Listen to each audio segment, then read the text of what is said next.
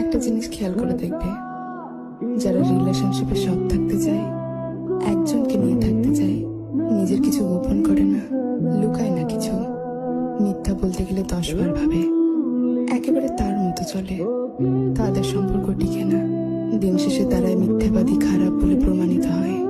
তারা অল্পই ভেঙে পড়ে, আর ওইদিকে খারাপরাই ভালো থাকে সব সময়।